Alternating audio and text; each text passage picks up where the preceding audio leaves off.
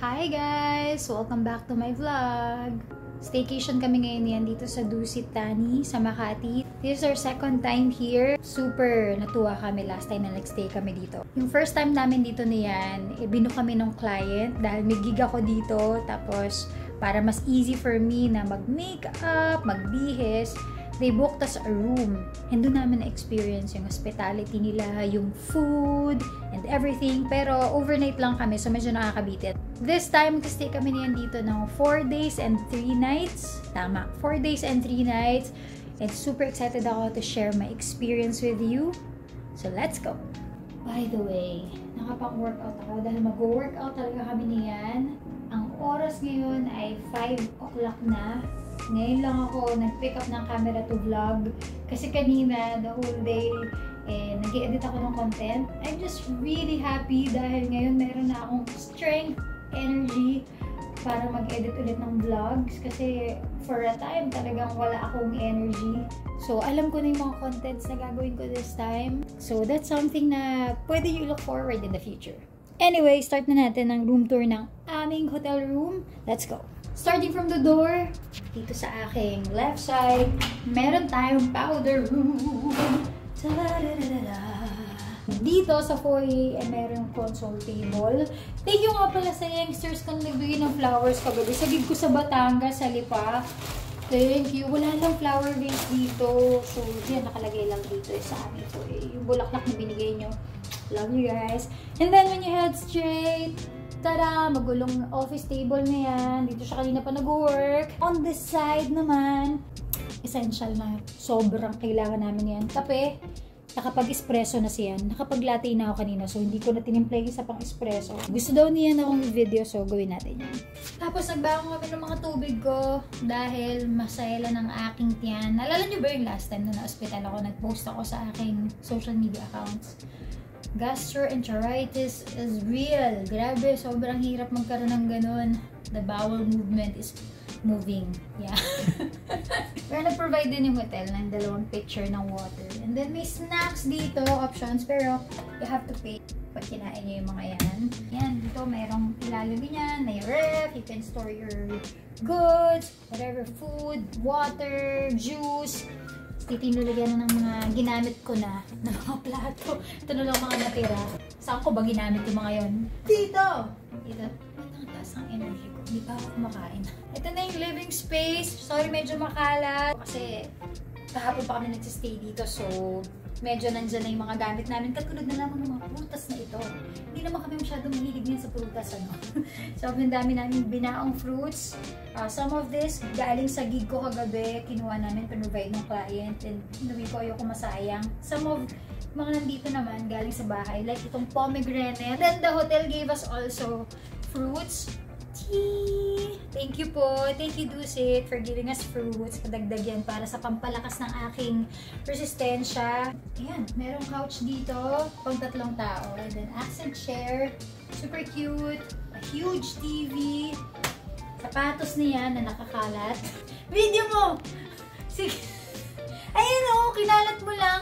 Para ka rin sa bahay. Ang bilis naman nun. Ang bilis naman nun sa pa. Ito naman kasi ayos. And then, pagka dumiretso kayo dito, ito na yung bedroom namin. Mauna yan. King size bed. And super nice. Natulog na kami niyan. Lalo ng tulog ko. Though nahirapan ako ibaba yung adrenaline ko from my gig last night. Pero ang lalim ng tulog ko nung natulog ako kaninang madaling araw. And then huge TV dito sa paanan. Gandang view ng EDSA. Medyo ano ngayon, maulap. Maulap ngayon. Uy, may mga kalapati oh. Uy! Okay, di na ako maririnig. What? Doon sila nakatira labo. Nakikita mo yung box na yun on top of that, ano, yung abandoned building. Doon siya, nakita ko pinapakain sila ng, ano nila. Wow. Wow. Grabe yung ikot nila. Sino kayo leader nila? Bakit ko ba sila pinakikialaman? Ito naman kayo. So, dito sa aking kanan ay ang walk-in closet. So, meron kayo dito storage ng ganito. Super dami. Na malaki. Ito yung outfit ko kagabi, hinang ko. And malaki. Tapos meron pang planchahan, pakak. And then here, more storage shelves.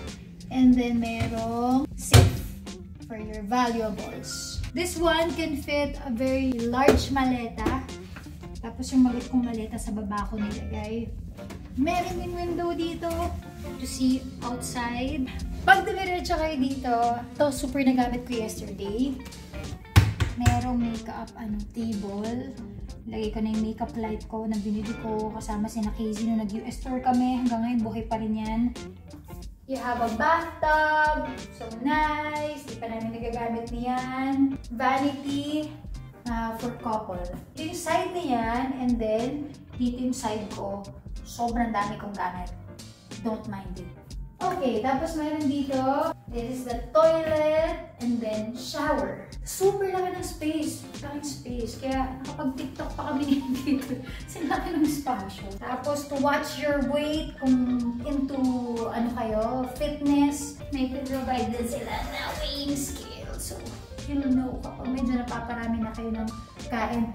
Feeling ko super essential yun kasi ang sarap ng food nito. Kaninang umaga, nag-breakfast kami sa kanilang lounge sa taas. Sobrang sarap ng food. As in, anyway, ayun na. Ang room tour namin. Let's get working out.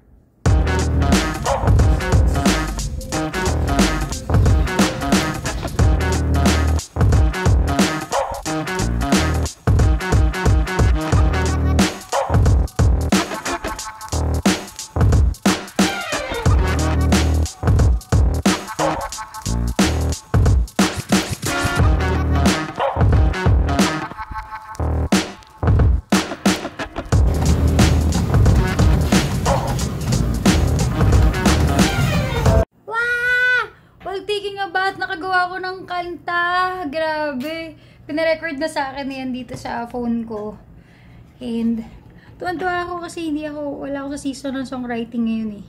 Pero nakasulat ako ng chorus sa CR. Tinago mo na lang.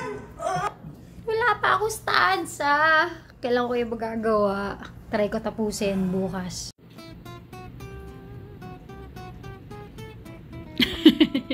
Kuhanan mo na naman ang magagalit na ako sa'yo. Dinner time. Nag-order ako sa room service ng chicken and pork adobo sa bagoong rice. In-order ko na to last night, pero in-order ko siya ulit tonight kasi super sarap. Yo! Ang sarap sobra. Mas maraming sabaw lang yung last night na nibago ko. Kunti lang ng sabaw. Kagabi mas maraming sabaw. Ang sarap. No, first time namin pumunta rito niyan, ang pinaka nagustuhan namin na actually is yung spa nila. So, tada! We're back! Tingnan natin kung consistent ang kanilang masahe. Wow! Wait lang, pinakita sa akin yan. Number 1 pala sila sa TripAdvisor Traveler's Choice, ang Devarana Wellness. Woohoo! Mukhang meron talaga silang ginagawang tama dito. Just look at itong entrance. Amoy pa lang nakaka-relax na. Kasi may mga pa-insenso na ganito. Hello! I'm back! Sabi ko sa inyo yun, balik sa inyo. Yan, lagi sila may paganyan. Patsaa. Hindi naman ako magpapamassage pero binigyan na lang ako. True. Ano tayo? Pero it's really nice. Hindi ko kaya. Hindi kaya ng tiyan ko. Maanghang. Yan na ang tsinelas ni ate. Palit na ng tsinelas. Tara! Ito yung room kung saan ako magmamassage. Sa aking left, ayan may sink. Ano to ate? Shower. So pwede akong mag-shower sana? Oh, sayang hindi ko na-avail. Tapos to. Steam room. Ay, ito ano to? Ito toilet. Ito ay shower at steam room. Kaya may dial. Nice. Sayang. Hindi ko nagawa. Hello ate. Hi ka sa vlog ko. Ate Jessa. Tama ba? Yes. Ate Jessa. Ang aking masahista for tonight. Ayan. So after mo mag-shower, pwede mong gamitin yan. May water. Ano to? Blower, ate? Okay, blower. You enter here. Ayan na, massage bed. May sink din. Hindi ko na kayo masasama sa massage. Pero after ng clip na to, bigay ako ng review. Okay.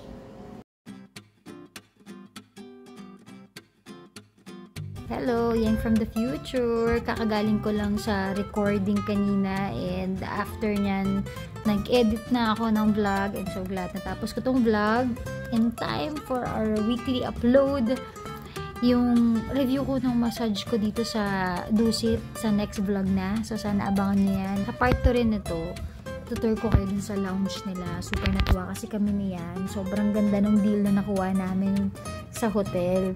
Nung una yung regular room yung kukunin namin. Pero nung nalaman namin na may access pala sa lounge sa taas kapag kumuha ka ng suite room, in-avail namin yung suite room. Kasi sa taas ng lounge, bukod sa libre ang breakfast, meron silang parang merienda time and early dinner na food. So parang basically, nalibre ka na sa lahat ng meals. Kasi kami niyan, hindi kami super hirap i-please pagdating sa food eh. Tsaka, iba rin talaga. Sobrang sarap din talaga ng food nila. Anyway, thank you so much for watching this Youngsters. Sana na-enjoy ninyo. Na-enjoy nyo ba? Comment kayo sa baba. At see you again on the next vlog. Love you!